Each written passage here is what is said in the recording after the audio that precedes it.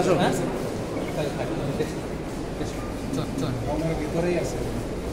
মুশফিক ভাই উপরে গেছে তো দেখতে যাবেন। তামিম ইকবালের সাথে মিরাজের দারুণ সম্পর্কের কথা কে না জানে। তামিম ইকবাল যেমন দারুণ স্নেহ করেন মিরাজকে, তেমনি মিরাজও দারুণ শ্রদ্ধা করেন তামিম ইকবালকে। দুজনের সম্পর্কটা দারুণ। সেই তামিম ইকবাল যখন অসুস্থ হয়ে হাসপাতালে, তখন মিরাজকে আর চুপ করে ঘরে বসে থাকতে পারেন? তামিম ইকবালের টানে তাই মিরাজ ছুটে এলেন হসপিটালে। দেখতে পাচ্ছেন তামিম ইকবাল যেখানে আসলে চিকিৎসা নিচ্ছেন, তাকে এক নজর দেখার জন্য কিন্তু হন্তদন্ত হয়ে ছুটে এসেছেন মিরাজ। এবং তিনি আসলে এই সিঁড়ি দিয়ে উপরে উঠেছিলেন, আবারও নিচে নেমে যাচ্ছেন। মূলত মাহমুদুল্লাহ রিয়াদও এসেছে, ক্রিকেটাররা অনেকে এসেছে, সবাই মিলে আসলে একসঙ্গে তামিম ইকবালকে দেখার জন্যই নিচে নেমে যাচ্ছেন। এবং শুধু ক্রিকেটাররা নন, তামিম ইকবালকে দেখার জন্য অনেক সাধারণ মানুষও কিন্তু ভিড় করেছে হসপিটালে।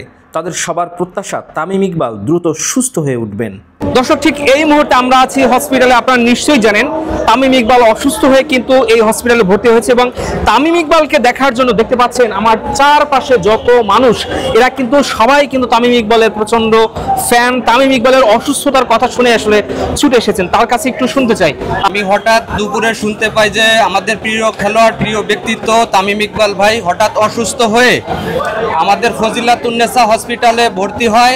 আমি নড়াইলে আমার জন্মস্থান মাশরাফি বিন মুর্তজার সাথে কোভিড-19-এর সময় তার যে লাইভ দেখেছি দেশের মানুষের জন্য, তাদের যে ভালোবাসা, এই সমস্ত প্রিয় খেলোয়াড়, প্রিয় ব্যক্তিত্ব, তাদের জন্য দেশবাসীর কাছে দোয়া চাই যাতে আল্লাহ পাক তাকে দ্রুত সুস্থ করে আমাদের মাঝে ফিরিয়ে আনে এবং আমরা তার খেলা উপভোগ করতে পারি।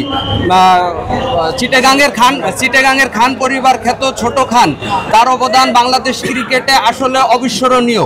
তাকে এক কথায় বিবেচনা করা যায় না। ওয়ানডে থেকে শুরু করে টেস্ট, টি-20 যে কোনো ফরম্যাটেই সে ব্যাট করেছে। আমরা দেশবাসী আনন্দ পেয়েছি তার খেলায়। এবং মাশরাফির সে একজন ফ্যান। আমি মাশরাফি বিন মুর্তজার দেশের একজন আমার অঞ্চলের মানুষ হিসেবে তার পক্ষ থেকেও সবার উদ্দেশ্যে দোয়া চাই। তামিম মাশরাফির যে বন্ধুত্ব, সেই ভালোবাসার টানে আমিও ছুটে আসছি। আমি তাকে জীবনে 1 থেকে 2 বার তার খেলা দেখেছি, সরাসরি দেখেছি। তো দেশবাসীর উদ্দেশ্যে সবার কাছে দোয়া করবেন দেশবাসী। আবারও দোয়া চাই, সবাই আল্লাহর পাকের কাছে হাত তুলে দোয়া করবেন আমাদের প্রিয় তামিম যেন আমাদের মাঝে আবার সেই সুস্থ হয়ে। একটা কথা না বললেই নয় যে একটা প্লেয়ার কিভাবে এক হাতে ব্যাট করে বাংলাদেশের অনেক ম্যাচ জিতিয়েছে, আমরা সেই অবদান ভুলে যাইনি। এই জন্য সারা বাংলাদেশ থেকে ছুটে আসছে হাজার হাজার লক্ষ লক্ষ জনতা আমাদের এই গাজীপুরের চক্রবর্তীতে তাকে এক নজর দেখার জন্য।